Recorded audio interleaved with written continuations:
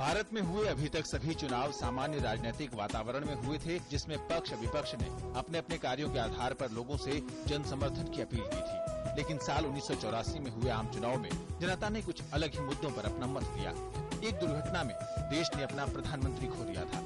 इससे पहले जून 1980 में दिल्ली में एक हेलीकॉप्टर दुर्घटना में संजय गांधी की असामयिक मृत्यु हो गई थी। इसके बाद श्रीमती गांधी ने उनकी संसदीय सीट अमेठी से राजीव गांधी को लड़ाकर राजनीति में पदार्पण कराया था।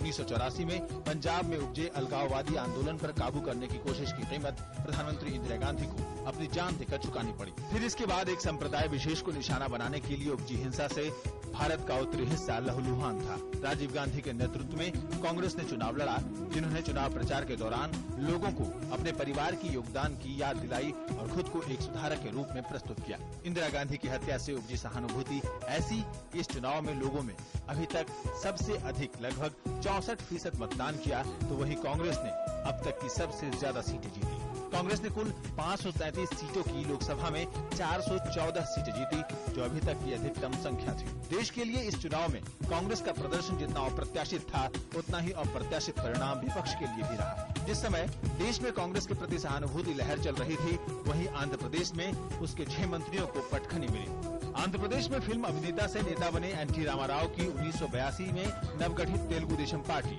अभूतपूर्व प्रदर्शन करते हुए लोकसभा में 30 सीटें जीतकर दूसरे स्थान पर रही। ऐसा करके वो ऐसी पहली पार्टी बन गई जिसने सबसे जल्दी क्षेत्रीय और फिर राष्ट्रीय पार्टी का दर्जा हासिल किया था।